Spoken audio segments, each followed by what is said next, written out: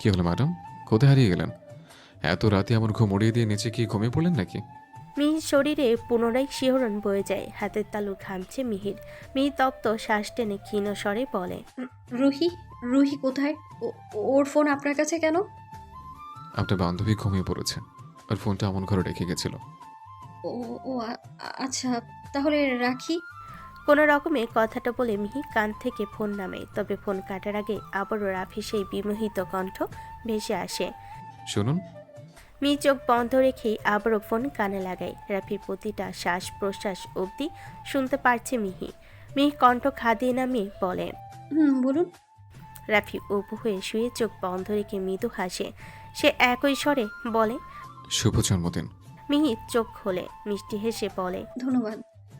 শুধু ধন্যবাদ? এত রাতে এমন ঘুমটা ভাঙিয়ে দিলেন যে? এর বিনিময়ে আপনার শাস্তি স্বরূপ কিছু পাওয়ার নেই আমার? মিহি খানিক চুপ থাকে, নিজেকে স্বাভাবিক করে বলে, আমার জন্মের এই দিনটা আপনাদের জন্য সুখের নয়। 18ই জুলাই কাল। আপনারা নিশ্চয়ই এই দিনেও বাইরে বের হবেন না, আর রুহিকেও নিশ্চয়ই বের হতে দেন না। আমার পক্ষ থেকে আপনাদের ট্রিটটা পাওনা রইল, পরের দিন দিয়ে দেব। মিহির উগ্র অভিমানী কণ্ঠে রাফি ঘুম জড়ানো বন্ধ চোখ দুটো খোলে। মিহি আবারও বলে, সরি আপনার ঘুম ভাঙানোর জন্য, এখন রাখি। মেহি। কান থেকে ফোন নামানোর আগে রাফি ডাকে মিহিকে। মিহি ধমকায়। রাফি মিহির নাম সম্বোধন করে খুব কম ডাকে। এতদিনে রাফির মুখে নিজের নাম খুব কম শুনেছে মিহি। শুনেছে হাতে গোনা কয়েকবার। মিহি ভেজা কণ্ঠে বলে, জি বলুন। সেদিনের আমার ওই বিহেভিয়ারের জন্য আপনি এখন রেগে আছেন আমার ওপর? মিহি হাসার চেষ্টা করে, সশব্দে উত্তর দেয়, আপনার উপর রেগে থাকার কোনো কারণ নেই, আর না আমি রেগে আছি। আর আপনার উপর রাগ বা অভিমান করার কোনো অধিকারও আমার নেই। কথাটা বলে চুপ করে মিহি। রাফি কিছু বলছিল। মিহি আগ বাড়িয়ে বলে, রাখি। হুম। রাফি ছোট্ট উত্তরেই এক মুহূর্ত অপেক্ষা না করে ফোন কেটে দেয় মিহি। ফোনটা খাটের এক কোণে ছুঁড়ে মারে। কিছু মুহূর্ত বসে থাকে একই ভঙ্গিতে, তারপর জড়সড় হয়ে কম্বল মুড়ি দিয়ে শুয়ে পড়ে। পরের দিন আবারও সোমবার। আজমল হোসেন এখন সুস্থ, অফিসের ছুটিও শেষ।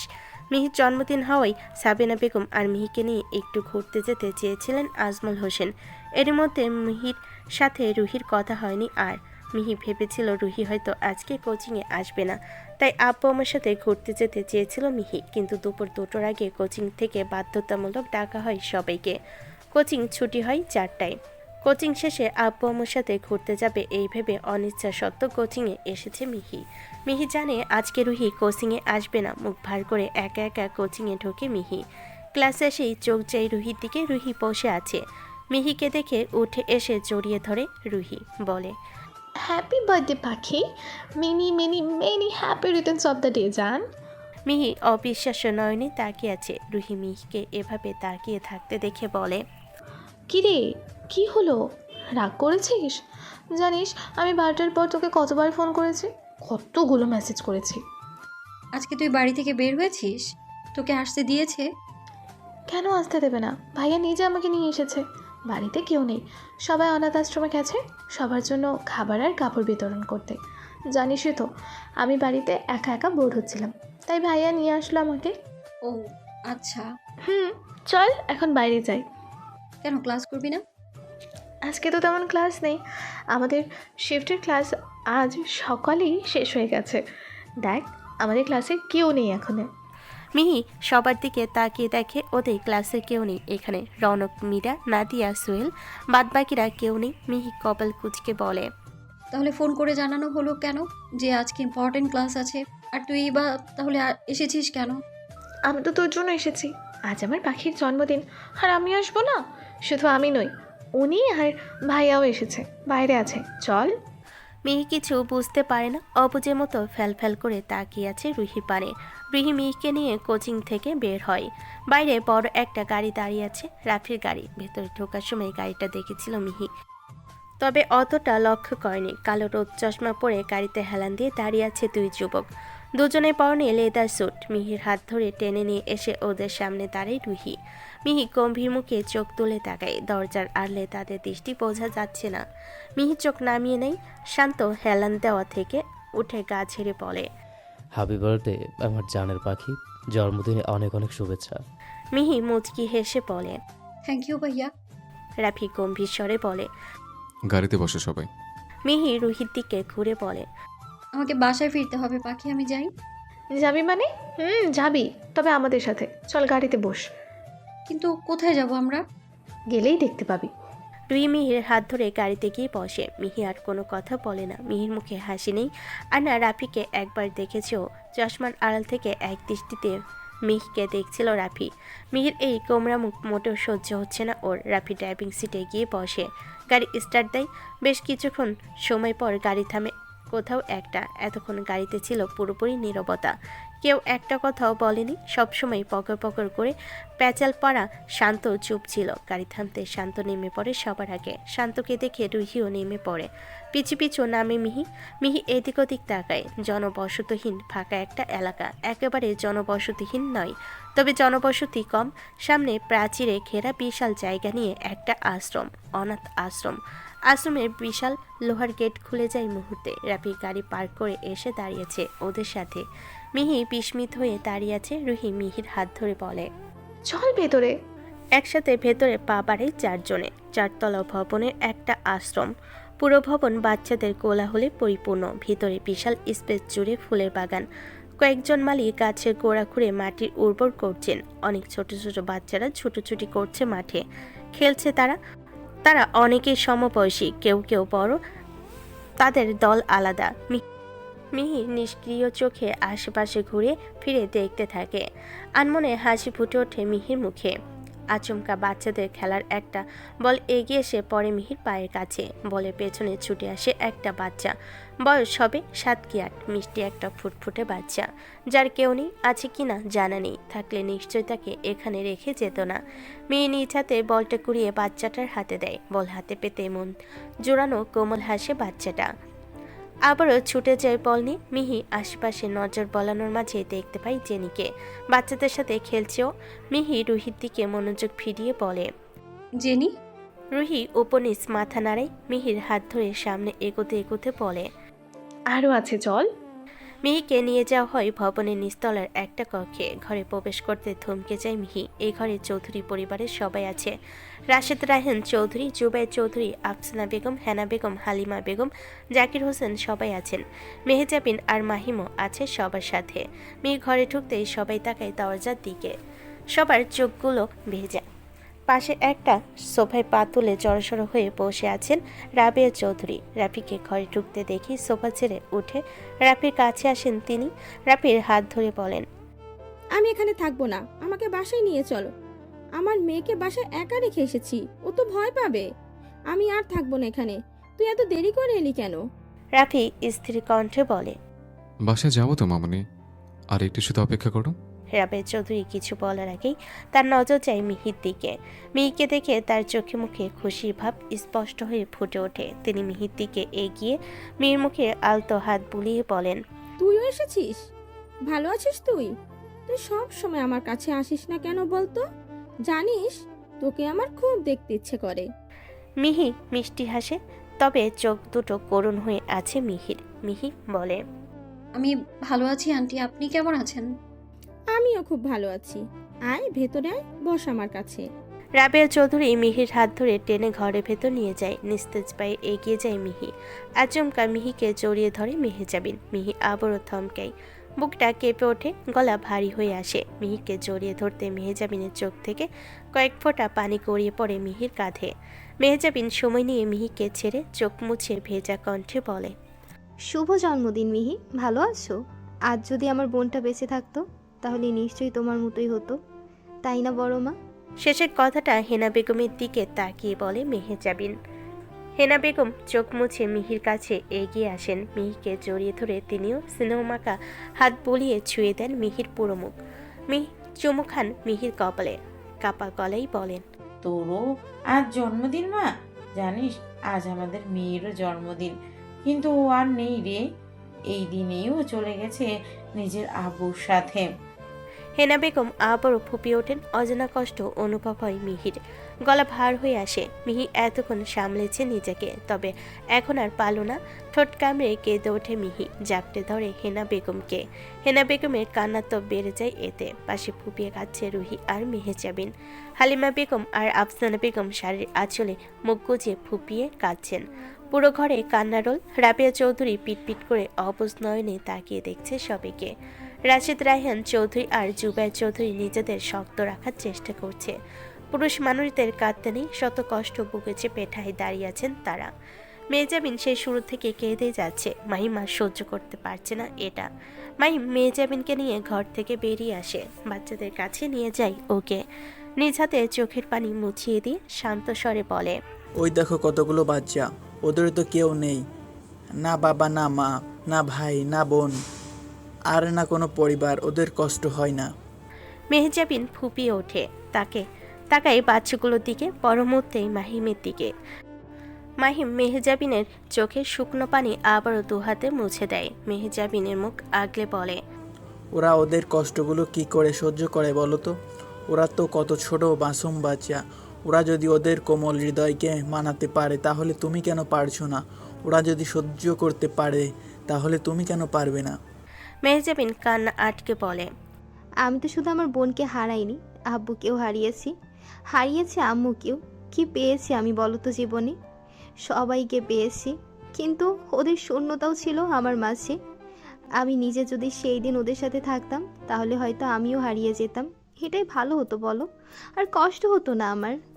মাহিম মেহজাবিনের দুই ঠোঁটের মাঝখানে শাহাদাত আঙ্গুল চেপে কথা আটকে দেয়। কপালের পাশে চুলগুলো কানের পাশে গুজে দিয়ে বলে, তুমি হারিয়ে গেলে আমি কাকে পেতাম, কাকে ভালোবাসতাম? আমি জানি না আমি তোমাকে কতটুকু ভালোবাসি, কিন্তু এটা জানি আমি তোমাকে ভালোবাসি। আর যাকে ভালোবাসা যায় তার চোখে কখনো পানি সহ্য করা যায় না। মেহজাবিন, তোমার চোখের পানি সহ্য হয় না আমার, কেঁদো না প্লিজ। মেহজাবিনের চোখের কোণে আবারও পানি জমেছে, তবে মুখে আছে হাসি। চোখের কোণে পানিটুকু হাওয়ায় মিলিয়ে যায়। মাহিমের হাত শক্ত করে ধরে মেহজাবিন। মাহিম মুচকি হাসে। মাহিমের মোটা ফ্রেমের চশমায় রোদের এক টুকরো ঝিলিক এসে পড়ে। দূরে রোদের মধ্যে বাচ্চাদের সাথে খেলছে জেনি। মেহজাবিন মুচকি হেসে মাহিমের হাত ধরে সেদিকে এগোয়। এদিকে ঘরের ভেতর কারোর কান্নার বেগ থামেনি এখনো। রাশেদ রায়হান চৌধুরী কাউকে একবার কান্না থামাতেও বলছেন না। তিনি নিস্তেজ শরীরটা নিয়ে সোফায় বসে পড়েন। রাফি অনেকক্ষণ যাবৎ সহ্য করছে এসব। রাফির বুক ভার হয়ে আসে, গলার নিঃশ্বাস আটকে যাচ্ছে। চার দেওয়ালের মাঝে নিজেকে বন্দি লাগছে। রাফি বড় বড় এলোমেলো পা ফেলে ঘর থেকে বেরিয়ে আসার জন্য উদ্যত হয়। দরজার পাশে মাথা নিচু করে কাঁদছে রুহিকে দেখে রাফি ওর চিবুক ধরে মুখখানি উঁচু করে দেয়। বোনের চোখের পানি মুছিয়ে দিয়ে মাথা ঝাঁকিয়ে ইশারা করে কান্না থামাতে। রাফি কথা বলতে পারছে না, দ্রুত পায়ে ঘর থেকে বেরিয়ে যায় সে।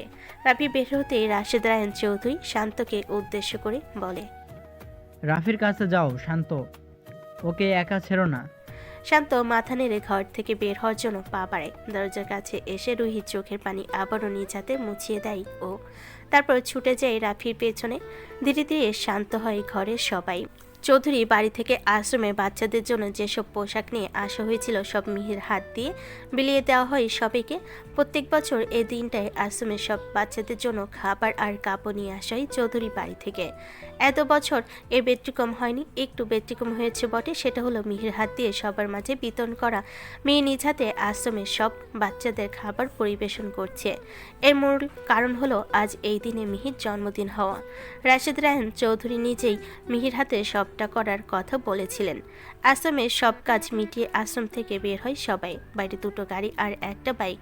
মেহজাবিন আর মাহিম বাইকে এসেছে। ওরা দুজনেই আজ চৌধুরী বাড়িতেই যাবে। গাড়িতে উঠে পড়েছে সবাই। মিহিকে বাড়িতে পৌঁছে দিতে হলে আলাদা গাড়ির প্রয়োজন। এদিকে এতগুলো মানুষের জন্য দুটো গাড়ি প্রয়োজন। রাশেদ রায়হান চৌধুরী পরিস্থিতি বুঝে রাফিকে বলে, রাফি, তুমি বাইকে করে মিহি মামুনিকে ওর বাড়িতে পৌঁছে দাও। গাড়ি নিয়ে গেলেও এতগুলো মানুষের একটা গাড়িতে যেতে অসুবিধা হয়ে যাবে। তার চেয়ে ভালো তুমি বাইক নিয়ে যাও, আমরা গাড়িতে যাচ্ছি। তোমার কোনো অসুবিধা নেই তো? রাফি আর শান্ত গাড়িতে হেলান দিয়ে দাঁড়িয়েছিল। আব্বুর কথায় ঠোঁট বাঁকিয়ে হাসে রাফি, মুখে বলে, ঠিক আছে আব্বু, অসুবিধা নেই, তোমরা যাও। সাবধানে গাড়ি চালাবে। জি আব্বু। ছেলের সম্মিত আশ্বাসে রাশেদ রায়হান চৌধুরী গাড়িতে উঠে বসেন। তিনি চলে যেতেই শান্ত মুখ গোল করে রাফির কাঁধে হাত রেখে বলে, আরে বা, বাপ নিজেই ছেলের ইটিস পিটিসের রাস্তা ক্লিয়ার করে দিচ্ছে। ভালো ভালো, আমারই তো আর কারো চোখে পড়ে না। তুই কি তোর বাপের দারাজ থেকে অর্ডার দিছিলি নাকি ব্রো? এমন বাপ কই পাওয়া যায়? রাফি মুচকি হাসে, তবে শান্তর কথায় নয়, অন্য কিছু একটা ভেবে শান্তর দিকে ফিরে মুখে বলে, আবার শুরু করলে? তবে যাই হোক, অল দ্য বেস্ট ব্রো। কোনো টিপস লাগলে আমার কাছ থেকে জেনে নিতে পারিস। তোর বোনের সাথে আমি অনেক ঘুরেছি বাইকে, অভিজ্ঞতা আছে বুঝলি। যদিও কেউ এমন সুযোগ করে দেয়নি আমাকে, তবুও তোর থেকে একটু হলেও এগিয়ে আছি আমি। রাফি ভুরু কুচকে কিছুক্ষণ তাকিয়ে থাকে, তারপর আচমকা হেসে ওঠে। এতক্ষণ গম্ভীর মুখে ছিল রাফি। সে যে আশ্রম থেকে বেরিয়েছে আর ভেতরে যায়নি, তখন থেকে গাড়ির ডিকির ওপর পা ঝুলিয়ে মাথা চেপে বসেছিল। রাফিকে হাসানোর জন্য কথাগুলো বলেছে শান্ত। অবশেষে এখন একটু হাসলো রাফি। সে যে কারণে হোক হাসল তো, এতেই খুশি শান্ত। শান্ত চোখে চশমা লাগিয়ে গাড়ির ড্রাইভিং সিটে গিয়ে বসে। রুহি স্মিত হেসে মিহিকে জড়িয়ে ধরে গাড়িতে আগে উঠে পড়েছে সবাই। গাড়ি স্টার্ট দিয়ে দুটো গাড়ি নিমিষে ধুলো উড়িয়ে চোখের আড়াল হয়ে যায়। মিহি একপাশে দাঁড়িয়ে আছে, কাঁধে ব্যাগ। রাফি বাইক স্টার্ট দিয়ে ওর সামনে এসে দাঁড়ায়, মাথায় হেলমেট। মিহি চোখ তুলে তাকায়। রাফি হেলমেটের আড়ালে মুচকি হাসে। মিহির দিকে আরও একটা হেলমেট এগিয়ে দিয়ে স্বাভাবিক কণ্ঠে বলে, এটা পড়ে নিন। মিহি হেলমেট হাতে নেয়, নাক সিটকে এদিক ওদিক উল্টে পাল্টে দেখে আবারও রাফির দিকে চোখ কুচকে তাকায়। নিজে নিজে হেলমেট মাথায় ঢোকানোর চেষ্টা করে, তবে ঠিকমতো পারছে না। রাফি কিছু না বলে নিজেই হাত বাড়িয়ে যত্ন সহকারে মিহির মাথায় হেলমেট পরিয়ে দেয়। মিহি পিটপিট করে তাকিয়ে আছে। রাফি বলে, বসুন। মিহি মাঝখানে দূরত্ব বজায় রেখে বাইকে উঠে বসে। রাফিকে একেবারে ছোঁয় না পর্যন্ত। দুজনের মাঝখানে বেশ অনেকটা দূরত্ব। মিহি কোনো রকম বাইক ধরে বসে আছে। রাফি বাইকের মিররে মিহিকে দেখে বলে, ভালো করে ধরে বসুন। পড়ে গেলে আমার ক্ষতি হবে না নিশ্চয়ই? আপনারই ক্ষতি হবে। পরে আমাকে দোষারোপ করতে পারবেন না কিন্তু। রাফির কথায় মিররের দিকে তাকায় মিহি। চোখাচোখি হয় দুজনের। হেলমেটের আড়ালে মিহির সমস্ত মুখ ঢেকে আছে, ভেসে আছে শুধু ওর টানা টানা চোখ দুটো। মিহি দূরত্ব ঘুচিয়ে একটু কাছাকাছি বসে, তবুও রাফিকে ধরে বসে না। রাফি মিররের দিক থেকে চোখ ফিরিয়ে বাইক স্টার্ট দেয়। আচমকা টাল সামলাতে না পেরে মিহি হুমড়ি খেয়ে রাফির পিঠের ওপর পড়ে। অমনি আঁকড়ে ধরে রাফিকে। রাফির কাঁধ শক্ত করে চেপে ধরে। রাফি কুরুর হেসে বলে, সমস্যা না থাকলে আমার কাঁধে হাত রাখতে পারেন। ধরে বসুন আমাকে, নয়তো পড়ে যাবেন। মিহি খানিক অপ্রস্তুত হলো। রাফির কাঁধ থেকে আর হাত সরে না, বরং দূরত্ব বজায় রেখে হলো একটু ধরে বসে। শহরের রাস্তায় যানজট বেড়েছে। ঢাকা শহরের যানজটপূর্ণ রাস্তা। বিকেলের সময়ে জ্যাম থাকে অনেক। 4টা পেরিয়েছে অনেক আগে, 5টা বেজে গেছে। 4টার আগেই বাড়ি ফেরার কথা ছিল মিহির। আব্বু আমার সাথে ঘুরতে যাওয়ার কথা ছিল আজ। এরই মধ্যে আজমল হোসেন দুবার কল দিয়েছেন মেয়েকে। মিহি আব্বুকে সংক্ষিপ্ত আকারে বুঝিয়ে বলেছে সবটা। আজমল হোসেন আর কিছু বলেনি। শাসা করে ছুটে চলেছে রাফির বাইক। জ্যামের কারণে বারবার আটকে যাচ্ছে। জ্যাম পেরিয়ে গাড়ি ঘুরিয়ে একটা ফাঁকা রাস্তায় নামে। অনেকটা ঘুরে যেতে হবে এদিক দিয়ে যেতে হলে, তবে এদিকে গাড়ি চলাচল কম করে। মেন রোড দিয়ে যানজট পেরিয়ে বাড়ি পৌঁছাতে যতটা সময় লাগবে, এই ঘোরানো পেছানো রাস্তা দিয়ে বাড়ি পৌঁছাতেও একই সময় লাগবে। মিহি রাফির কাঁধে লেদার স্যুটের অংশ খামচে ধরে বসে আছে। চঞ্চল চোখে চারপাশটা দেখছে। কালো পিচের রাস্তার একপাশে বিশাল বড় ঝিল। ঝিলের মধ্যে অনেক দূর অব্দি বিস্তৃত নতুন পানিতে চকচক করছে। অন্য পাশে সারিবদ্ধ জারুল আর কৃষ্ণচূড়া গাছ। ফুলে ফুলে ভরে উঠেছে সব গাছ। লাল নীল ফুল আর সবুজ পাতার মিশ্রণে চোখ আটকে যাচ্ছে গাছগুলোর দিকে। পায়ে হেঁটে ঘোরার জন্য সুন্দর একটা রাস্তা। মৃত ঠান্ডা হাওয়া বইছে। বাইকের গতির কারণে হাওয়াটা আরও জোরে লাগছে গায়ে। রাফি ধীর গতিতে বাইক চালাচ্ছে। একটু এগোতেই রাস্তার পাশে দেখা যায় অনেকগুলো ফুলের দোকান। ফুচকার চায়ের দোকানও আছে। ঝিলের ধারে গাছগুলোতে শান বাঁধানো, বসার জন্য বেঞ্চ পাতাও আছে। ছোটোখাটো একটা সুন্দর জায়গা। অনেকে ঘুরতে আসে, বেশিরভাগ আসে কাপলরা। এখানে মানুষের ভিড় একটু বেশি। কেউ কেউ দোকানের সামনে দাঁড়িয়ে ফুল কিনছে তাদের প্রিয় মানুষের জন্য। মেয়েরা তাদের প্রিয় মানুষের সাথে এসেছে। অনেকের পরনে শাড়ি। ফুচকার চায়ের দোকানের সামনেও ভিড় আছে। রাফি দোকানগুলো এড়িয়ে শেষ মাথায় বাইক থামায়। আয়নায় মিহিকে দেখে শান্ত স্বরে বলে, নামুন। মিহি নামে। রাফি বাইক থেকে নেমে পড়ে। মাথায় হেলমেট খুলতেই চুলগুলো এলোমেলো হয়ে ছড়িয়ে পড়ে কপালে। রাফি হেলমেট রেখে মাথা ঝাঁকিয়ে আয়নার দিকে আলতো হাতে চুলগুলো সেট করে। মিহির দিকে ঘুরে বলে, চা খাবেন? মিহি একবার হাতে থাকা ঘড়িতে সময় দেখে নেয়। 6টা বাজতে দেরি নেই, বাড়ি ফিরতে হবে। তবে রাফির মুখের দিকে তাকিয়ে না করতে পারে না মিহি। রাফির মন খারাপ লক্ষ্য করেছে সে। আর মন খারাপের কারণটা অজানা নয়। মিহি চায় দোকানের দিকে একবার দেখে নেয়, তারপর একটু শীতল কণ্ঠে বলে, খাবো, তবে আমার একটা শর্ত আছে। রাফি ভুরুকুচকে স্বাভাবিক কণ্ঠে বলে, আমার সাথে এক কাপ চা খেতে শর্ত থাকে বুঝি? তা বলুন, কি শর্ত আপনার? এইভাবে বলছেন কেন? আমি তো শুধু এটাই বলছিলাম যে চা খাবো, তবে চায়ের বিলটা আমি দেব। ছেলেটার সাথে থাকলে মেয়েদের বেল দিতে নেই। কে বলেছে এটা? আজকের চা আমার পক্ষ থেকে, আমার বার্থডে ট্রিট হিসেবে। রাফি শ্বাস টেনে মুচকি হাসে, ঘাড় বাঁকিয়ে মিহিকে জিজ্ঞেস করে, হেলমেটটা খুলতে পারবেন নাকি খুলে দেব?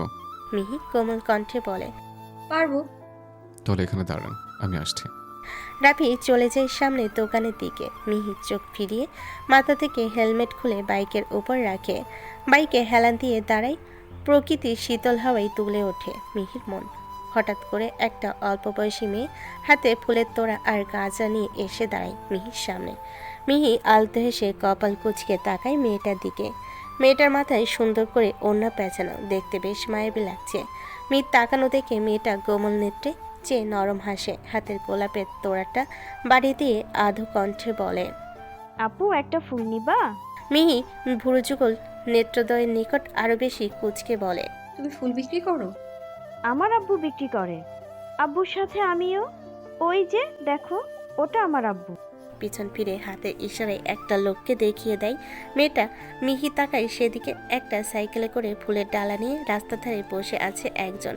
মিহি আবারও চোখ ফেরায় মেয়েটার দিকে। মেয়েটার হাতে তাজা গোলাপ, অন্য হাতে গাজরা। মিহি গোলাপের তোড়াটা হাতে নিয়ে জিজ্ঞেস করে, দাম কত ফুলের? একটার দাম 10 টাকা। তুমি এক কাজ করো, পুরো তোড়াটা আমাকে দাও। কটা ফুল আছে এখানে? মিহির কথা শুনে খুশিতে মেয়েটার মুখ জল জল করে ওঠে। সে গদগদ হয়ে বলে, এখানে 20টা ফুল আছে, মানে 200 টাকা। মিহি আলতো হেসে ব্যাগ থেকে 500 টাকার একটা নোট বের করে মেয়েটার হাতে ধরিয়ে দেয়। মেয়েটা নরম কণ্ঠে বলে, আমার কাছে খুচরো নেই আপু। দরকার নেই, বাকিটা তুমি রেখে দাও। মেয়েটা তৎক্ষণাৎ দুদিকে মাথা ঝাঁকিয়ে বলে, না না আপু, তাহলে তো তোমার লস হয়ে যাবে। আমি এটা নিতে পারবো না। আমার আব্বু বকবে আমাকে। তুমি আমাকে খুচরো টাকা দাও। তুমি তো আমাকে আপু বললে, আর তুমি জানো তোমার আপুর আজকে জন্মদিন। এটা রেখে দাও তুমি। এটা দিয়ে তুমি চকলেট কিনে খাবে, আর আমার পক্ষ থেকে এটা তোমার ট্রিট। মেয়েটা হাসে। মেয়ের দিকে একটা ফুলের গাজরা এগিয়ে দিয়ে বলে, তাহলে আমার পক্ষ থেকে এটা আমার আপুর উপহার। মিহি হেসে ফেলে। ততক্ষণে রাফি এসে দাঁড়ায় ওদের পাশে, ধোয়াতে মাটির ভারে দুটো চায়ের কাপ। মেয়েটাকে দেখে রাফি সরু চোখে তাকায়। রাফির দিকে তাকিয়ে মিহিকে উদ্দেশ্য করে মেয়েটা বলে, আপু, এটা ভাইয়া। ভাইয়া কিন্তু অনেক সুন্দর, তোমার সাথে খুব মানিয়েছে। হঠাৎ মেয়েটার এমন কথায় মিহি নড়ে চড়ে ওঠে, ভরকে যায় খানিক। সোজা হয়ে দাঁড়ায়, চোখের পলক ফেলে কোমল চোখে রাফির পানে তাকায়। মিহি কিছু বলার আগে মেয়েটা রাফির দিকে গাজরাটা এগিয়ে দিয়ে বলে, ভাইয়া, আপুর হাতে এটা পরিয়ে দিন। এটা আপুর উপহার। আমি যাই, ভালো থেকো আপু। রাফি চায়ের কাপ দুটো বাইকের ওপর রাখে, গাজরাটা হাতে নেয়। মেয়ের হাতে ফুলের তোড়ার দিকে তাকায়। পকেট থেকে মানি ব্যাগ বের করতে করতে মেয়েটাকে শীতল কণ্ঠে বলে, কত হয়েছে এগুলো? টাকা দিয়ে দিয়েছে। এমনিতেই দাম 200 টাকা, কিন্তু আপু আমাকে 500 টাকা দিয়েছে। রাফি ভুরুকুচকে তাকায় মিহির দিকে। মিহি মেয়েটার দিকে তাকিয়ে হাসছে। কথাটা বলে মেয়েটা সেখান থেকে চলে যায়। মিহি চোখ ফিরিয়ে রাফির পানে তাকায়। রাফি আগে থেকে কপাল কুচকে তাকিয়েছিল। মিহির তাকানোতে সে চোখ ফিরায়। হাতে গাজরার দিকে একবার তাকিয়ে আবারও মিহির চোখে চোখ রাখে। ভুরু কুচকে উঁচু করে বোঝায়। এটা? মিহির কণ্ঠে জড়তা নিয়ে বলে, দিন, পড়তে হবে না, ব্যাগে রেখে দিই। রাফি অন্যদিকে তাকিয়ে আবেশিত কণ্ঠে বলে, অনুমতি পেলে পড়িয়ে দিতে পারি। মিহির শরীর খানিকটা ঝাঁকুনি দিয়ে ওঠে। শিহরিত হয়ে ওঠে সে, মাথা নামিয়ে নেয়। রাফি কিছু বলছে না, মাথা নামিয়ে রাখা মিহির দিকে যে একটু হাসে। সে মিহির অনুমতির অপেক্ষায় আছে। মিহি কিছু না বলে হাত বাড়িয়ে দেয়। রাফি বাঁকা হাসে, আলতো করে গাজরাটা পরিয়ে দেয়। মিহির শ্বাস আটকে রেখেছিল। পরানো হতেই দ্রুত হাত সরিয়ে শ্বাস ফেলে সে। রাফি একটা চায়ের ভার এগিয়ে দেয়। বেশ গরম। কাপটা টিস্যু দিয়ে পেঁচানো, তবুও হাতে গরম লাগছে। মিহির দিকে কাপটা বাড়িয়ে দেওয়ার আগে ফু দিয়ে ঠান্ডা করে দেয়। এখন গরম থাকলেও হাতে লাগছে না। এবার মিহির দিকে কাপটা বাড়িয়ে দেয় রাফি। দিন। মিহি অন্যমনস্ক হয়ে হাতের দিকে তাকিয়েছিল। রাফির কথায় ধ্যান ভাঙ্গে ওর। স্মিত হেসে চায়ের কাপটা হাতে নেয়। দুজনে নীরবে চা খায়। এর মধ্যে ওদের মাঝে আর একটাও কথা হয় না। চায়ের বিল মেটায় মিহি। রাফিও আর বাধা দেয় না। দুজনে মিলে বাড়ির উদ্দেশ্যে রওনা দেয় আবারও। মিহিদের বাড়ির বাইরে বাইক থামে। মিহি বাইক থেকে নেমে পড়ে। রাফির দিকে তাকিয়ে মুচকি এসে গোলাপের তোড়াটা বাড়িয়ে দেয়। এগুলো আপনার জন্য। রাফি ভুরু কুচকে তাকায়। বসা অবস্থায় সামনের দিকে একটু ঝুঁকে বলে, for why? For my birthday gift. Rafi তীক্ষ্ণ দৃষ্টি নিক্ষেপ করে বলে, কিন্তু আমি তো আপনাকে এখনো গিফট দিইনি। দিলেন তো কই? আজকের পুরো দিনটা, আশ্রমের সময়গুলো, প্রত্যেকটা ঘটনা, সবগুলো আমার কাছে বেস্ট গিফটের থেকে কোনো কিছুতেই কম নয়। Thank you for everything. আর আমার গিফটের পরিবর্তে এটা আপনার রিটার্ন গিফট। রাফি ফুলের তোড়াটা হাতে নেয়। প্রাণ ভরে শ্বাস টেনে গন্ধ নেয় ফুলগুলোর।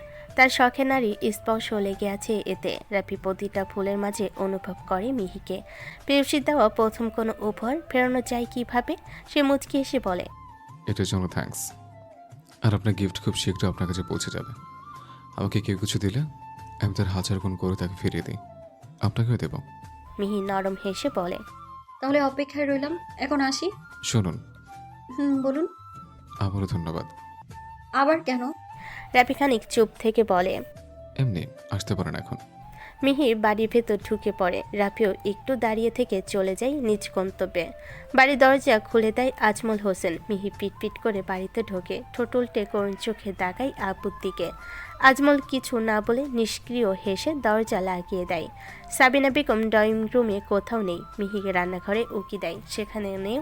আজমল হোসেন মিহিকে এড়িয়ে উপরে নিজের ঘরে চলে গেছেন। মিহি পিছন ফিরে তাকিয়ে দেখে আব্বু নেই। আব্বু আম্মু দুজনেই ওর উপর অভিমান করে আছে। মিহি সেটাও বুঝতে পারছে। মিহি ঝটপট উঠে যায় নিজের ঘরে। তাড়াহুড়ো করে ফ্রেশ হয়ে আব্বুর ঘরের দিকে পা বাড়ায়। ঘরের বাইরে এসে কড়া নাড়ে। সাবিনা বেগম জায়নামাজে বসে আছেন। মাগরিবের নামাজ শেষে আজমল হোসেন বই হাতে গিয়ে বসেছেন বেলকুনিতে। তার জন্য বর্ধকিত আরাপ কে দাঁড়ায়। মিহির কারোর সাড়া না পেয়ে ঘরে ঢোকে। সাবিনা বেগম মেয়েকে দেখে চোখ ফিরিয়ে জায়নামাজ উঠিয়ে গুছিয়ে রাখেন। মেয়ে গুটি গুটি পায়ে আম্মুর পেছনে গিয়ে জড়িয়ে ধরে। আম্মু কিছু বলে না। তিনি একইভাবে দাঁড়িয়ে আছেন। মিহি নিরীহ মুখে বলে, সরি আম্মু। সাবিনা বেগম চুপ, একটু নড়ে না। মিহি আবারও বলে, আম্মু আমি জানতাম না ওরা আমাকে ওখানে নিয়ে যাবে, আর এত দেরি হবে জানলে আমি কখনোই যেতাম না, বিশ্বাস করো। আমি সরি, আমি তোমাদের কষ্ট দিয়েছি আম্মু, আর কখনো এমনটা হবে না। সাবিনা বেগম আস্তে করে নিজের থেকে মিহিকে সরিয়ে দেয়। নিস্তেজ কণ্ঠে বলে, আমার কাজ আছে, রান্না বসাতে হবে, আমি নিচে যাচ্ছি। মিহি আম্মুর পথ আটকে ধরে। কান ধরে কাদো কাদো হয়ে ছলছল নয়নে তাকিয়ে ভেজা কণ্ঠে বলে, এই দেখো কানে ধরছি, আর কখনো এমনটা হবে না। সাবিনা বেগম তাকান, শক্ত কণ্ঠে বলেন, আজকাল আমাদের থেকে ওরা তোমার কাছে বেশি আপন হয়ে গেছে মিহি। আমাদের থেকে ওদের গুরুত্ব তোমার কাছে বেশি। গত 18 বছরের যে দিনটা তুমি আমাদের সাথে কাটিয়েছো, গত 1 বছরেই সেই বিশেষ দিনটা তুমি তাদের নামে করে দিলে। আমাদের কথা একবারও মনে পড়লো না তোমার? এইদিকে কেউ যে তোমার অপেক্ষায় ছিল সেটা মনে পড়লো না? মিহি ঠোঁট উল্টায়। সাবিনা বেগম বলেন, আমি নিচে যাচ্ছি। বলে মিহিকে পাশ কাটিয়ে ঘর থেকে বেরিয়ে আসেন তিনি। মিহি কিছুক্ষণ দাঁড়িয়ে থেকে আব্বুর কাছে যায় বেলকুনিতে। নিঃশব্দ পায়ে আব্বুর পায়ের কাছে মেঝেতে বসে পড়ে। মাথা এলিয়ে দেয় আব্বুর কোলে। আজমল হোসেন শ্বাস ছেড়ে বলেন, আম্মু রাগ করেছে? মিহি মাথা ঝাঁকিয়ে হ্যাঁ সূচক সম্মতি দেয়। আজমল হোসেন বলেন, একটু পর রাগ কমে যাবে, মন খারাপ করো না মা। আব্বু তোমার অফিস শুরু কবে থেকে? শনিবার থেকে। কালকে ঘুরতে যাই আমরা। আজমল হোসেন একটু ভেবে উত্তর দেন, ঠিক আছে যাব। তোমার আম্মুকে রাজি করাও আগে। মিহি কিছুক্ষণ আব্বুর কোলে মাথা রেখে বসে থাকে। আজমল হোসেন মেয়েকে বই পড়ে শোনান। মিহি বেলকুনির গ্রিল ভেদ করে আসা নরম হাওয়ায় চোখ দুটো বন্ধ করে আব্বুর বই পড়া শোনে। 8টার দিকে খাবার টেবিলে বসেছে সবাই। মিহি একটা চেয়ার টেনে কাচমচ হয়ে বসে আছে। মুখটা চুপসে আছে ওর। সাবিনা বেগম খাবার বেড়ে দিচ্ছেন। খাবার বেড়েও তিনিও একটা চেয়ার টেনে বসে পড়েন। কোনো রকমে একটু খায় মিহি, পেটে খিদে নেই তেমন। আজমল হোসেন খাওয়া শেষে সোফায় বসেছেন। মিহি টেবিল ছেড়ে এটো প্লেটগুলো রান্নাঘরে নিয়ে যায়, নিজে সেগুলো পরিষ্কার করে রাখে। সাবিনা বেগম বারণ করেন না। আজ অবধি মিহি কখনো এসব করেনি। বলা যায় সাবিনা বেগম মেয়েকে এসব করতে দেননি। মিহি রান্নাঘর থেকে বেরিয়ে আব্বুর পাশে বসে। আজমল হোসেন ইশরায় কিছু বোঝান। মিহি ঠোঁট উল্টে দুদিকে মাথা নাড়ে। সাবিনা বেগম এখনো কথা বলছেন না। কিছুক্ষণ বাবা মেয়ে বসে থাকে নীরবে। মিহি বসে বসে দাঁত দিয়ে নখ কাটছে। সাবিনা বেগম গম্ভীর মুখে রান্নাঘর থেকে বেরিয়ে এসে একটা বাটি এগিয়ে দেয় মেয়ের দিকে। জন্মদিনে পায়েস রান্না করেছেন মেয়ের জন্য। এমনিতেও মিহির পায়েস অনেক পছন্দ। সেটা যদি হয় আম্মুর হাতের, তাহলে তো কোনো কথাই নেই। মিহির আব্বুর দিকে একবার চেয়ে খপ করে পায়েসের বাটিটা হাতে নেয়। আজমল হোসেনকেও একটা বাটি দিয়ে সাবিনা বেগম সোফায় বসেন। মিহি গিয়ে বসে আম্মুর কাছে, খুব কাছাকাছি। বাটি থেকে পায়েস তুলে নিজে খাওয়ার আগে চামচটা এগিয়ে দেয় আম্মুর দিকে। সাবিনা বেগম অন্যদিকে মুখ ফেরান। মিহি উঠে অন্যদিকে সাবিনা বেগমের মুখোমুখি বসে আবারও এগিয়ে দেয় পায়েস সমেত চামচ। সাবিনা বেগম আবারও মুখ ফিরিয়ে নেয়। এভাবে নীরবে কয়েকবার একই ঘটনা চলতে থাকে। শেষমেশ বাধ্য হয়ে নাকের পাটা ফুলিয়ে মেয়ের দিকে তাকান সাবিনা বেগম। মিহি বোকার মতো ফিক করে হেসে ওঠে। মেয়ের মায়াবী মুখের হাসি দেখে সাবিনা বেগম সব অভিমান ভুলে হেসে ওঠেন। আহ্লাদে জড়িয়ে ধরেন মেয়েকে। মিহিও গদগদ হয়ে মাকে আবেশে জড়িয়ে ধরে। আজমল হোসেন পাশ থেকে হেসে ওঠেন মা মেয়ের অভিমানের সমাপ্তি দেখে।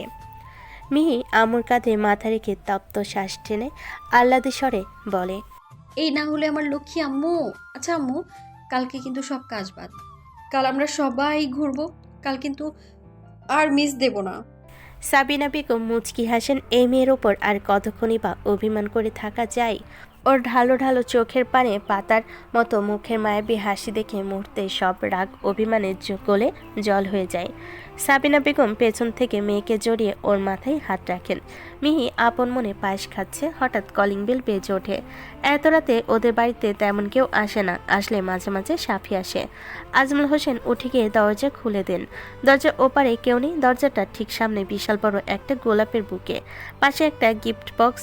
মিহি আর সাবিনা বেগম একই সাথে দরজার পানে তাকায়। আজমল হোসেন দাঁড়িয়ে আছেন। মামি দুজনে উঠে যায় তার কাছে। দুজনে নজর যায় দরজার সামনে রাখা বিশাল বড় গোলাপের বুকের দিকে। লাল টকটকে বড় বড় গোলাপ। এত বড় ফুলের বুককে মিহি কোনোদিন দেখেনি। মিহির ভেতরটা আচমকা ছ্যাদ করে ওঠে। ও চোখ গোল গোল করে তাকায় এদিক ওদিক। আশেপাশে কেউ নেই। আজমল হোসেন কিছু না বুঝে চোখ কুঁচকে বলেন, এত রাতেই এই ফুল আর গিফট বক্স কে পাঠাতে পারে বলো তো? সাবিনা বেগম ঠোঁট উল্টে তাকান, অর্থাৎ তিনিও কিছু বুঝতে পারছে না। মিহি বোধহয় আন্দাজ করতে পারলো এগুলো কে পাঠাতে পারে। তৎক্ষণাৎ কম্পিত কণ্ঠে মিহি বলে, আব্বু, আমি জানি এগুলো কে পাঠিয়েছে। এগুলো রুহি পাঠিয়েছে। ও আমায় বলেছিল ও এইসব পাঠাবে, কিন্তু দেখো আমি ভুলেই গিয়েছিলাম। আজমল হোসেন স্বস্তির শ্বাস ফেলে তিনি বলেন, আগে বলবে তো আম্মু। আমি ভাবলাম কে না কে পাঠিয়েছে হয়তো। চলো এসব নিয়ে ভেতরে চলো।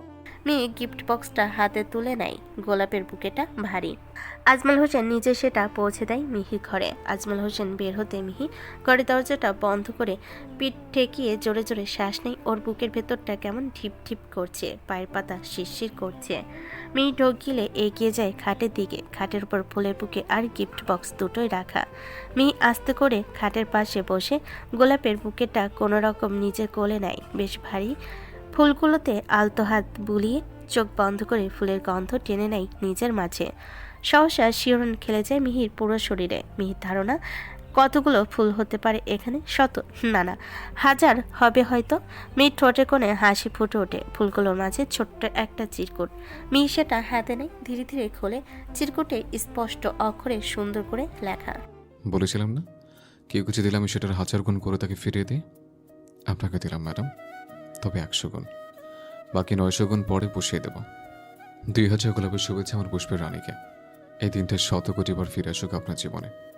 এই ফুলগুলোর মতো রঙিন হয়ে উঠুক আরেক স্নিগ্ধ পুষ্পের জীবন। আবারও জানাই শুভ জন্মদিন মাই ডিয়ার ব্লসম। মিহি পুরো চিরকুটটা পরে কেঁপে ওঠে। রাপির সম্বোধন কি তো আমার পুষ্পের রানী। মাই ডিয়ার বুলসম কথাটা কানে বাজতে থাকে ওর। আবেশে চোখ বন্ধ করে নেয় মিহি। আচমকা হেসে ওঠে। ফুলগুলো শক্ত করে জড়িয়ে ধরে বুকে। আবার সেগুলো পাশে রেখে খাটের উপর শুয়ে গড়াগড়ি খায় কয়েকবার। উবু হয়ে শুয়ে চিরকুটটা সামনে নিয়ে আবার পড়ে। এভাবে বেশ কয়েকবার পড়ে কেন যেন ইচ্ছে করছে বারবার পড়তে। অজানা কারণে মিহির মনে ভালো লাগার সৃষ্টি হয়। ওর আজ ভীষণ ভালো লাগছে। এই ভালো লাগার বর্ণনা নেই ওর কাছে। বুকের মাঝে যেন একসাথে অনেক নৃত্য করছে। অষ্টাদশী হৃদয়ে তোলপাড় শুরু হয়ে গেছে। হৃদস্পন্দন বেড়ে গেছে ওর। মিহি শোয়া থেকে উঠে চিরকুটটা হাতে নিয়ে পুরো ঘরে দুহাত মিলে ঘুরে বেড়ায়। একসাথে চিরকুটটা হাতে নিয়ে বেলকনিতে গিয়ে দাঁড়ায়। হৃৎপিণ্ডটা ওঠানামা করছে। মিহি স্পষ্ট টের পাচ্ছে ওর বুকে ঢিপ ঢিপ শব্দ। বেলকনিতে গিয়ে চোখ বন্ধ করে জোরে জোরে শ্বাস নেয় মিহি। চিরকুটটা সামনে নিয়ে তাকিয়ে থাকে কিছুক্ষণ, আবারও কিছু একটা ভেবে ছুটে যায় ঘরে। রাফিদাও গিফট বক্সটা হাতে নেয়। নীল র্যাপিং পেপারে মোড়ানো একটা মাঝারি সাইজের গিফট বক্স। মিহি শ্বাস টেনে কাঁপা কাঁপা হাতে ধীরে ধীরে প্যাকেট খোলে। প্যাকেট খুলতে সবার প্রথমে নজর আসে গোলাপি রঙের নিখুঁত কাজের সুন্দর একটা শাড়ি। মেয়ে শাড়িটা হাতে নিয়ে হাত বুলিয়ে দেখে। শাড়ির সাথে কানে ঝুমকো আর গোলাপি কাচের চুড়িও আছে। পাশে আরও একটা চিরকুট। মিহি চিরকুট খোলে, সেখানে লেখা, কোন এক বিশেষ দিনে এই শাড়িটা পরার আবেদন রইল আবেদন ময়ের কাছে। সাথে ঝুমকো দুটো, হাতে রেনে ঝেনে চড়ি, ঠোঁটে একটু ঠোঁট রঞ্জন, আপনার এই ডাগর ডাগর হরণে দুটো চোখে গাঢ় কাজল। এই মিলে আপনাকে নতুন রূপে দেখার অপেক্ষায় রইলাম ম্যাডাম। মিহি চিরকুটটা পরে আবারও মুচকি হাসে। বক্সের এক কোণে আরও একটা ছোট্ট বক্স। মিহি সেটা হাতে নেয়। সেটার ভেতর সুন্দর করে একটা ঘড়ি। দেখে দামি মনে হচ্ছে, বেশ ভালো চকচকে একটা ঘড়ি। সেটার পাশে আরও একটা চিরকুট। মিহি ভারী শ্বাস ফেলে সেটাও খোলে। সেটাতে লেখা, সময় জীবনের সবচেয়ে গুরুত্বপূর্ণ জিনিস ম্যাডাম। সময়ের সাথে অনেক কিছুই বদলায়।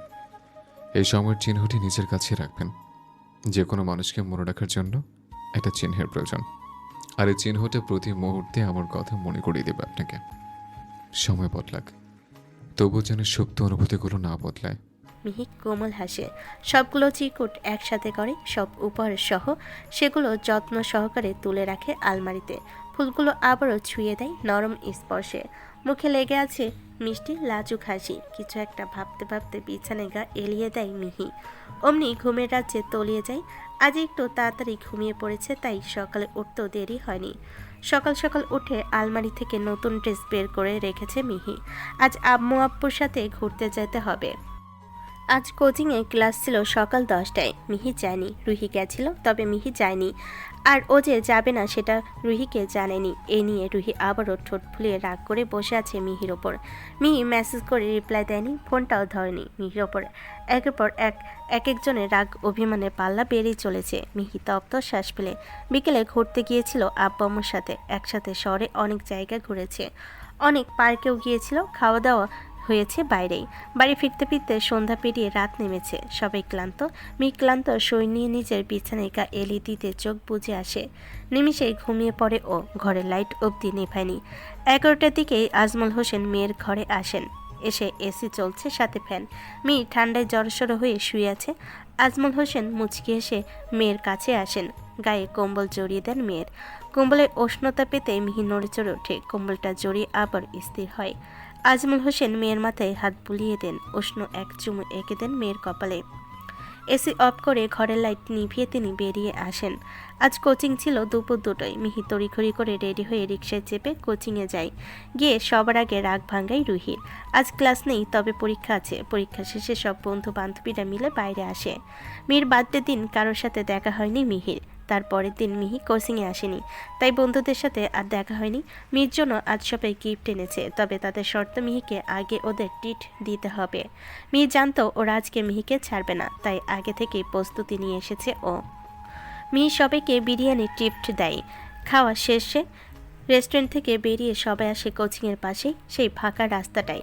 সব ফ্রেন্ডরা মিলে পাশাপাশি হাঁটছে। মিহির হাতে শপিং ব্যাগের ভিতর থেকে অনেকগুলো গিফট বক্স, কিছু বক্স রুহির হাতেও আছে। হাঁটতে হাঁটতে সবাই মিলে একটু এগিয়ে রাস্তার পাশে সেই আইসক্রিম পার্লারের সামনে বসে। মিহির হাতের ঘড়িটাকেও লক্ষ্য করেনি। হঠাৎ নাদিয়ার চোখ যায় মিহির হাতের দিকে। অমনি মিহির হাত খপ করে নিজের দিকে টেনে নেয় ও চোখ বড় বড় করে অবিশ্বাস্য নয়নে তাকিয়ে বলে, মিহি, তুই এই ঘড়িটা কোথায় পেলি রে? মিহি আলতো হাসে সময় নিয়ে বলে, গিফট পেয়েছি। সবাই হা করে তাকায় মিহির দিকে। রুহি চোখ সরু করে তাকায়। নাদিয়া মুখ গোল করে মুখে হাত চেপে বলে, কি বলছিস? কে দিল এটা? দিয়েছে কেউ একজন। কেন বলো তো? ইউনো, এই ঘড়িটা কত এক্সপেন্সিভ। আমি কয়েকদিন ধরে নিউজ ফিডে শুধু এটাই দেখছি। এই টাইপের এই মডেলের ঘড়ি পরশুদিন দেখেছি আমি, একদম same. It's look like Rolex dead just ladies watch. তুই জানিস এসব বাংলাদেশে পাওয়া যায় না, ইম্পোর্ট করতে হয়। আর সবচেয়ে বড় কথা, আমি রিসার্চ করে দেখেছি এই ঘড়িটা বাংলাদেশি প্রাইস প্রায় 13 থেকে 26 লাখ টাকা, যা আমাকে বিক্রি করলেও আসবে না বোধহয়। শেষ কথাটা হতাশার শ্বাস ফেলে নাদিয়ার কথাই রৌনক, মীরা আর সোহেল শুকনো কাশি দিতে শুরু করে। মিহি অবাক হয়ে চোখ গোল গোল করে ঘড়িটার দিকে তাকায়। রৌনক কাশি থামিয়ে বুকে হাত দিয়ে বলে, ভাই তুই কি মরবি নাকি? একটা ঘড়ির দাম কিনা 26 লক্ষ টাকা। আমাদের পুরো টিমকে বেচলেও 26 লক্ষ টাকা আসবে না। মিহি কিছু বলছে না। মীরা বলে, মিহি, তোকে কে দিল রে এই 26 লাখ টাকার ঘড়ি? কার এত বড় কলিজা? সোহেল সবাইকে থামিয়ে বলে, আরে ধুর, এই ঘড়িটা হয়তো ওই টোলেক্স যাই হোক, ওই ঘড়িটার মতো দেখতে। বাংলাদেশে কত সেকেন্ড হ্যান্ড মাল আছে, তোরা কার কথায় নাচিস বলতো? এই মাথা মুঠার কথায়। শেষের কথাগুলো নাদিয়াকে ইশারা করে বলে সোহেলের কথায় বাকিরা দীর্ঘশ্বাস ফেলে। তবে নাদিয়া রেগে বোম হয়ে যায়। সে ঠোঁট ফুলিয়ে বলে, দেখ সোহেল, খবরদার আমাকে মাথা মোটা বলবি না। আমি দেখছি বলেই বলছি, এই ঘড়িটা পুরো ওই ঘড়িটার মতো দেখতে, তাই আমি বলেছি। উফ, তোরা সবাই থামবি? সব কিছুতে তোদের বাড়াবাড়ি। রুহি সবাইকে থামিয়ে কথাটা বলে। নিচে ব্যাগ থেকে গিফট বক্স বের করে দেয় মিহির দিকে। মিষ্টি হেসে বলে, পাখি, এটা তোর গিফট। দেরি করে দেওয়ার জন্য সরি জাহান। মিহি আলতো হেসে গিফট বক্স হাতে নেয়, মুখে বলে, থ্যাংক ইউ পাখি। সব বন্ধু বান্ধবীরা মিলে আবারও কিছুক্ষণ আড্ডা দেয়। তারপর যে যার বাড়ির দিকে রওনা দেয়। মেন রোডের দিকে হাঁটছে রুহি আর মিহি। বাড়ি থেকে গাড়ি আসবে রুহিকে নেওয়ার জন্য। মিহির জন্য বদ্ধ করা রিক্সাও অপেক্ষা করছে হয়তো। দুই বান্ধবী মিলে হাঁটছে রাস্তায়। রুহি গলা খাকারি দিয়ে কণ্ঠ স্বাভাবিক করার চেষ্টা করে বলে, আচ্ছা পাখি, তোমাকে ওই রোলেক্স ডেট জাস্ট লেডিস ওয়াচটা কে গিফট করলো শুনি? মিহি আচমকা দাঁড়িয়ে যায়। রুহিও দাঁড়ায়।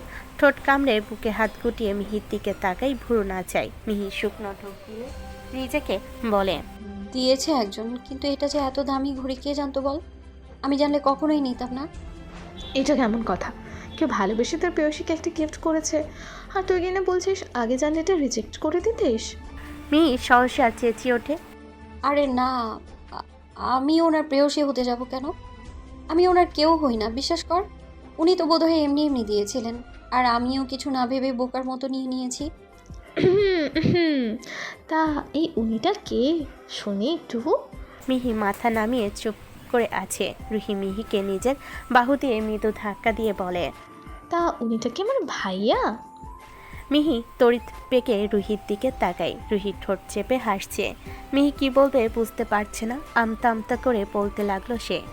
রুহি বলে ওঠে, থাক জান, তোমাকে আর আমতামতা করতে হবে না। তুমি যে তলে তলে আমার ভাইয়ার সাথে এত কিছু করছো, আমি কিন্তু সব জানি। কিছুই করিনি আমি, বিশ্বাস কর। উনি তো তোর ভাইয়া, মানে আমারও বলতে বলতে থেমে যায় মিহি। বাকি কথাগুলো গলায় আটকে গেছে। রুহি অনেক কষ্টে ঠোঁট কামড়ে হাসি আটকে রেখেছে। রুহি বলে, বলো বলো পাখি, আমার ভাইয়া মানে তোমার কি? ওয়েট, আমি বলছি। আমার ভাইয়া মানে তোমার সাইয়া, আই মিন তোমার সোহাগের জামাই জান। আই হাই। মিহি অবিলম্বে চোখ বন্ধ করে দুহাতে নিজের কান চেপে ধরে এলোমেলো কণ্ঠে বলে, ছি রুহি, এসব বলিস না প্লিজ। তুই যেমনটা ভাবছিস তেমন কিছুই না। কেন ভাবি জান? আমি বললেই দোষ? আর তুমি যে আমার ভাইয়ার সাথে... বাকি কথা বলার আগেই তৎক্ষণাৎ রুহির মুখ চেপে ধরে মিহি। রুহি মুখে সূচক শব্দ করে মিহির হাত ছাড়ানোর চেষ্টা করে। মিহি ওর মুখ চেপে ধরেই বলে, এসব বলিস না প্লিজ, আমার শুনতে কেমন যেন লাগে। খানিক বাদে রুহির মুখ থেকে হাত সরাই মিহি। রুহি জোরে জোরে শ্বাস নিয়ে কাঁদো কাঁদো ভঙ্গিতে বলে, ভাবি যান, এভাবে বিয়ের আগেই ননদের উপর অত্যাচার শুরু করে দিলে? তোমার কি ননদিনী পছন্দ হয়নি? পছন্দ না হলেও কিন্তু কোনো উপায় নেই, এক্সচেঞ্জ করার কোনো সুযোগ নেই, আমাকে দিয়েই চালিয়ে নিতে হবে। মিহি নিজের কপালে চাপড় মেরে দুদিকে মাথা নাড়ে। মেন রোডে আসা অব্দি রুহি নানান কথা বলে খেয়ে পেয়েছে মিহিকে। মিহি নাক ফুলিয়ে দাঁতে দাঁত চেপে সবটা সহ্য করেছে। রাস্তায় উঠেই রুহির গাড়ি আর মিহির রিক্সা দেখে মেলায় দুজনের। মিহির সাথে সাথে উঠে পড়ে রিক্সায়। রুহিও গাড়িতে উঠতে আবারও খোঁচা মেরে বলে, বেস্ট অফ লাক ভাবি যান। কথাটা টেনে টেনে বলে রুহি, যাতে কেউ বুঝতে না পারে। তারপর দুজন দুদিকে নিজেদের গন্তব্যে চলে যায়। বাড়িতে এসে সবার আগে রোলেক্স জাস্ট লেডিস ওয়াচ নিয়ে তদন্ত চালায় মিহি। খুঁজে খুঁজে সবটা লক্ষ্য করে মিহির ঘড়ির সাথে অনেকটা বলা চলে পুরোটাই মিল আছে। মিহি খানিকভাবে এসব নিয়ে কিছু একটা ভেবে মাথা থেকে ঝেড়ে ফেলে এসব। শনিবার থেকে আজমল হোসেন আবার নিজের অফিস শুরু করে দিয়েছে। মিহিরও কোচিং থাকে রোজ রোজ, কোনোদিন সকালে আবার কোনোদিন দুপুরে। এই 4 দিনে রাফির সাথে আর দেখা হয়নি মিহির। গিফটের পরিবর্তে একটা থ্যাংক ইউ পর্যন্ত দিতে পায়নি মিহি রাফিকে। রাফির নাম্বার আছে মিহির কাছে। রুহি মাঝে মাঝে রাফির ফোন থেকে ওকে কল করত, তাই নাম্বারটা কল লিস্টে সংগ্রহ করে রেখেছে মিহি। অনেকবার চেয়েছিল রাফিকে ফোন করে একবার ধন্যবাদ জানাবে, কিন্তু জড়তা কাটিয়ে ফোন করার সাহস করে উঠতে পারেনি মিহি। অনেকবার ফেসবুকে নক করতেও চেয়েছে, কিন্তু পায়নি, অজানা সংকোচার দ্বিধায়। রাফির সাথে করা চ্যাট লিস্ট পুরো ফাঁকা। দুজনের মাঝে মেসেজে কোনো কথা হয়নি। চ্যাট লিস্টে শুধু আছে রাফির করা একটা ছোট্ট মেসেজ, 2 মিনিটের মধ্যে বেলকুনিতে আসুন। এটা ব্যতীত ছাড়া আর কিছু নেই, সবটা ড্রাই। মিহি রোজ রোজ রাফির প্রোফাইল স্টক করে। কেন করে সে জানে না। রাফির প্রোফাইলের আপডেট কিছু নেই। শেষ পোস্ট ছিল 5 মাস আগে। রাফি হয়তো তেমন অ্যাক্টিভ থাকে না, মিহিও থাকতো না, তবে এখন থাকে। রোজ রোজ রাফির প্রোফাইল ঘাটার জন্য হলো অনলাইনে আসে। মিহির এসব নতুন পাগলামি ও তো এমন ছিল না। মাঝে মাঝে নিজেকে করা শাসন দেয় মিহি, নিজেকে বোঝায় এসব করা একদম ঠিক না, কিন্তু সময় শাসন মেনে এসব থেকে দূরে থাকে মিহি। খানিক বাদে আবার সেই আগের মতো। মিহি নিজেই নিজের অনুভূতি সম্পর্কে অজ্ঞাত। ও জানে না ওর মন মস্তিষ্কে কি চলছে, কি হয়েছে ওর, কি ঘটছে ওর সাথে। গত 2 দিন ধরে কোচিংয়ে যায়নি মিহি। শুক্রবার অফ ছিল, শনিবার আর রবিবার মিহি নিজেই যায়নি। সামনে রেজাল্ট দেওয়ার তারিখ এগিয়ে আসছে, আবার আছে অ্যাডমিশন টেস্ট। শুধু শুধু টেনশন হয়। পড়াশোনা ছেড়ে সারাদিন টেনশন করে মিহি। ওকে যে করে হোক ঢাকা বিশ্ববিদ্যালয়ে চান্স পেতে হবে, এটা অনেক আগের স্বপ্ন। মিহিতিরও প্রতিজ্ঞা করেছে সে আর পড়াশোনায় ফাঁকি দেবে না। আর যাই হোক, কোচিং কিছুতেই মিস দেবে না। আর আজ দৃঢ় বিশ্বাস নিয়ে কোচিংয়ে এসেছে মিহি। নাদিয়া বাদে সবাই এসেছে। ক্লাস শুরুর আগে সোহেল কয়েকবার নাদিয়াকে কল করেছে, তবে পায়নি। ব্যস্ত হয়ে কোচিং থেকে বেরিয়ে বারান্দায় নাদিয়ার ফোনে কল দিয়ে যাচ্ছে সোহেল, কিন্তু প্রত্যেকবার রিং হয়ে কেটে যাচ্ছে ফোনটা। নাদিয়া মেয়েটা জটিল, একে বোঝা যায় না। মীরা, রুহি আর মিহির থেকেও একটু আলাদা। সবার সাথে সব কিছু শেয়ার করে না, অনেকটা গম্ভীর স্বভাবের। তেমন খোলামেলা নয় ও, তবে পড়াশোনার ব্যাপারে বেশ সিরিয়াস। সবাই কোচিং মিস দিলেও ও দেয় না কখনো। পড়াশোনাতেও মোটামুটি ভালো। আজও আসেনি, তার মানে নিশ্চয়ই কোনো জটিল কিছু। সোহেল ফোন করতে করতে ক্লান্ত, তবুও ফোন কেউ রিসিভ করলো না। শেষমেশ বাধ্য হয়ে হাল ছেড়ে দেয় সোহেল, আর ফোন করে না। কোচিং শেষে সবাই যে যার মতো বাড়িতে চলে যায়। রুহি বাড়িতে এসে মেহেজাবিনের ঘরে যায়। সেদিন মাহিম মেহেজাবিনকে রেখে গেছিল, কটা দিন থাকবে ও। মাহিম ওকে রেখে পরের দিন বাড়িতে চলে গেছে। মেহেজাবিনের ঘরে রুহি, জেনি আর মেহেজাবিন মিলে খাটের উপর গোল হয়ে বসে লুডো খেলছে। জেনি বয়সে ছোট হলো, এসব বিষয় পাকা। ফোনে খেলছে, তাই কেউ কারোর সাথে চিটিং করতেও পারছে না। রুহি একে একে জেনির 3টে গুটি কেটে দিয়েছে। জেনি ঠোঁট উল্টে ছলো নয়নে তাকিয়ে আছে রুহির দিকে। খেলা শুরু করেছিল জেনি নিজেই, আরও বাজি ধরেছে যে ও জিতবেই। পরপর জেনি 3টে গুটি কেটে শব্দ করে বিছানায় গড়াগড়ি খেয়ে হাসছে রুহি। মেহেজাবিন নীরব দর্শক ও একা একাই খেলছে। আসল লড়াই চলছে রুহি আর জেনির মাঝে। রুহির সাথে পাল্লাই উঠতে না পেরে আর রুহির হাসি দেখে জেনি ঠোঁট উল্টে কেঁদে ওঠে। আচমকা জেনির কানেই ভিমড়ি খেয়ে যায় রুহি। সহসা হাসি বন্ধ করে উঠে বসে। দরজার দিকে একবার তাকিয়ে হামলে পড়ে জেনির ওপর। জেনির মুখ চেপে দাঁত পিষে নিচু স্বরে বলে, ওরে দেড়ভূতের বাচ্চা, এমন ভ্যা ভ্যা করে কান্না জুড়ে দিলি কেন আবার? তোরে নেকি কান্না আম্মু শুনলে বকুনি শুনতে হবে আমাকে। চুপ করবে এত, নয়তো আর জীবনেও খেলবো না আমি তোর সাথে। জেনি অকমর্ষাৎ চুপ করে। রুহি ওর মুখ ছেড়ে দেয়। জেনির চোখে পানি নেই একটু, তবুও ছোট ছোট দুহাতে চোখ দুটো মুছে নেয়। নাক টেনে নেকি স্বরে বলে, তাহলে আবার নতুন করে খেলা শুরু করো। এবার যদি আমার একটা গুটিও কাটো, তাহলে কিন্তু বড় আম্মুকে বলে দেবো আমি। রুহি নাক ফুলিয়ে ঝাঁঝালো কণ্ঠে বলে, ব্ল্যাকমেল করছিস আমায়? খেলবো না আমি তোর সাথে, যা খেল গিয়ে একা একা। মেহজাবিন শ্বাস ছেড়ে কোমল কণ্ঠে বলে, আহ রুহি, বাচ্চা মেয়েও, ওর সাথে এভাবে কথা বলিস না। ও কি আর সব বোঝে বলতো? বোঝে না মানে? সব বোঝো, সবকিছুতেই পাকা। বয়স তো 8 নয়, যেন 18। জেনি বড়দের মতো ভাবসাপ নিয়ে বলে, সাইজ 2.5 ফুট আর বয়স 8 হতে পারে, কিন্তু তোমার মতো বোকা নই আমি। তুমি জানো আমি 2.5 ফুট, তবুও 1.5 ফুট কেন বলো? চুপ কর, যা এখান থেকে। জেনি আবারও ফ্যাস ফ্যাস করে কেঁদে ওঠে। রুহি ক্রমান্বয়ে চোখ শুরু করে ওর দিকে তাকায়। রাফি অফিস থেকে ফিরেছে একটু আগে। রোজকার মতো শান্ত এসেছে ওর সাথে। নিজের বাড়ি থেকে এই বাড়িতে অধিকাংশ সময় কাটাই ও। সারাদিন অফিসে থাকে, মাঝে মাঝে দুপুরে আসে চৌধুরী বাড়িতে। দুপুরে না আসলে সন্ধ্যায় আসে। এখানেই ফ্রেশ হয়ে একবার ডিনার শেষে নিজ বাড়িতে ফেরে। বাড়িতে মন টেকে না ওর। ছোটবেলা থেকেই ওই বাড়িতে সবার সাথেই থেকেছে। আফসানা বেগম বহুল সময়ে নিজের বাবার পাশেই থাকতেন, তাই শান্তর অভ্যাস হয়ে গেছে এই বাড়ির মানুষগুলোর সাথে থাকাটা। সন্ধ্যায় এসে থেকে রুহিকে দেখেনি শান্ত। রাফির ঘরে যাওয়ার পথে একবার রুহি ঘরে উকি দিয়েছে, তখন রুহি ঘরে ছিল না। তাই শান্ত এখন একেবারে ফ্রেশ হয়ে বাইরে বেরিয়েছে। পরনে একটা সাদা টি শার্ট আর কালো ট্রাউজার। হাতে ফোন নিয়ে গুনগুন করতে করতে হেলে তুলে এসে দাঁড়ায় মেহজাবিনের ঘরের সামনে। ও জানে রুহি এখানেই আছে। রুহিকে যতক্ষণ না দেখতে পারছে ততক্ষণ মন স্থির হচ্ছে না ওর। রাফি ঘরে আছে। শান্ত আসার সময় টিটকের মেরে ওকে বলে এসেছে, থাক ভাই, আমি আমার জানটাকে গিয়ে একবার দেখে আসি। সেই কাল সন্ধ্যায় দেখেছি আমার বউটাকে, এখন ওকে না দেখতে পেরে আমার পরাণ পাখি উড়ে যাচ্ছে। দেখ বুকটা কেমন টিপটিপ করছে আমার।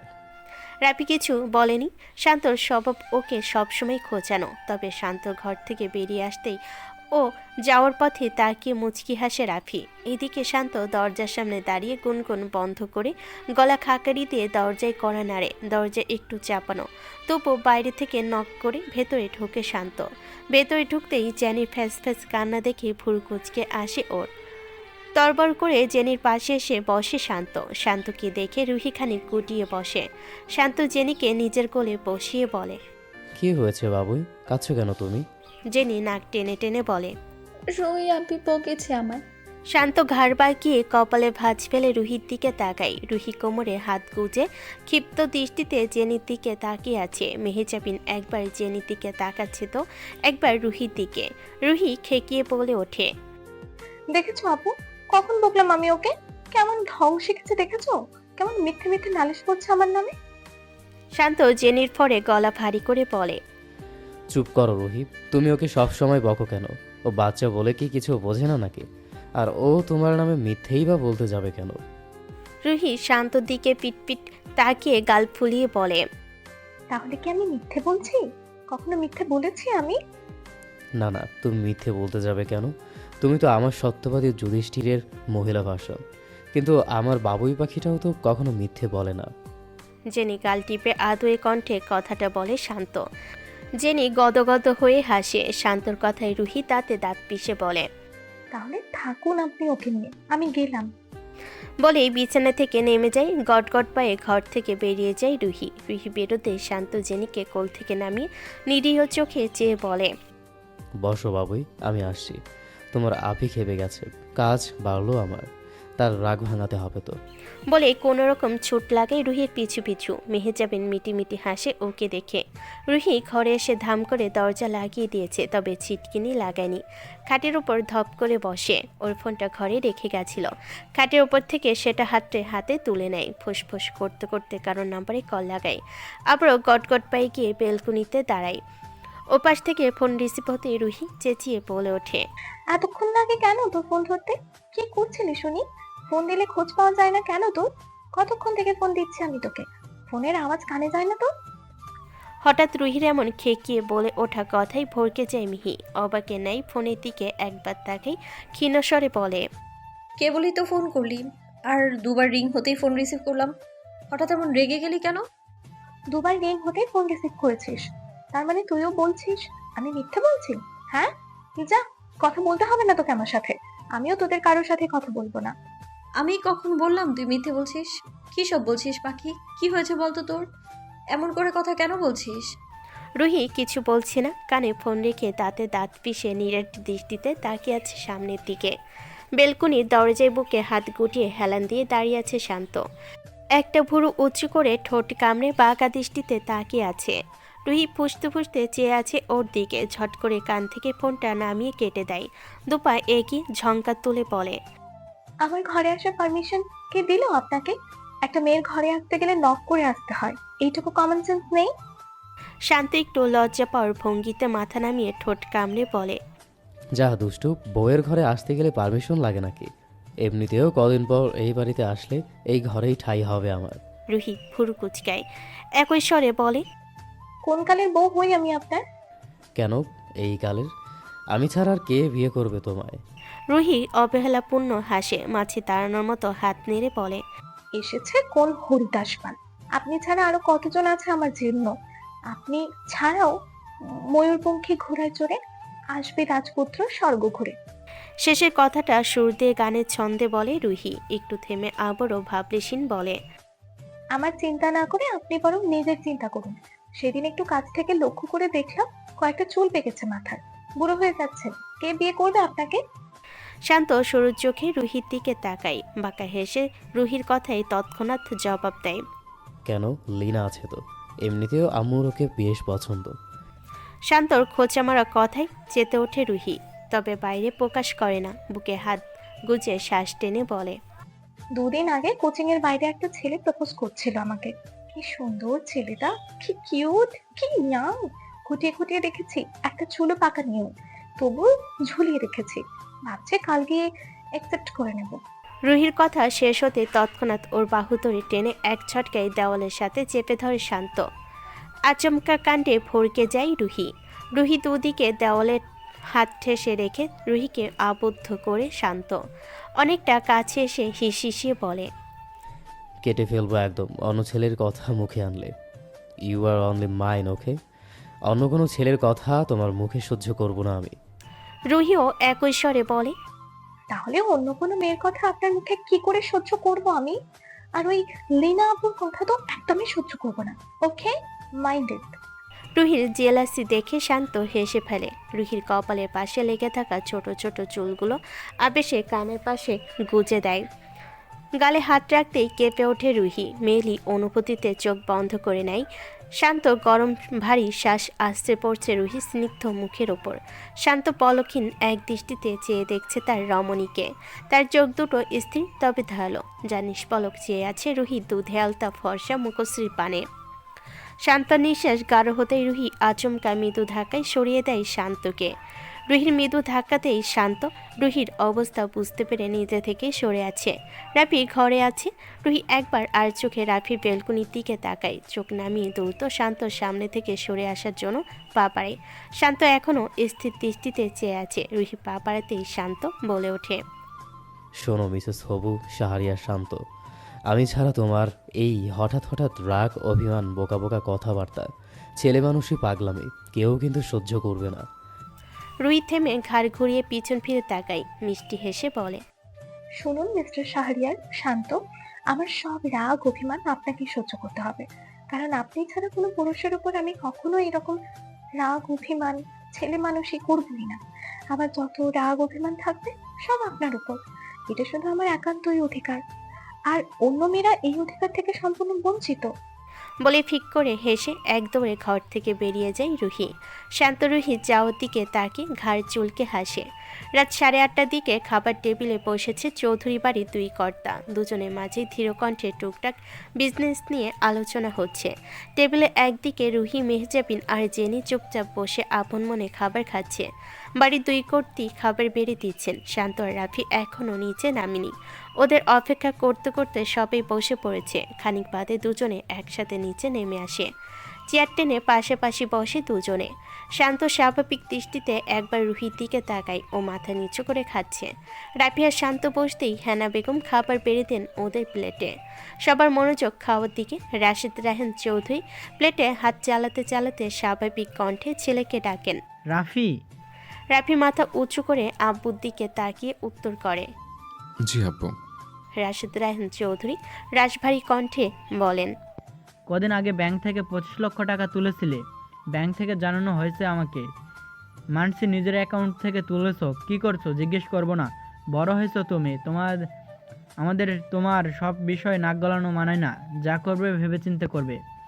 প্রতি উত্তরে রাফি কিছু বলে না, মাথা ঝাঁকায় একটু। হেনা বেগম ভুরু কুচকে তাকান ছেলের দিকে।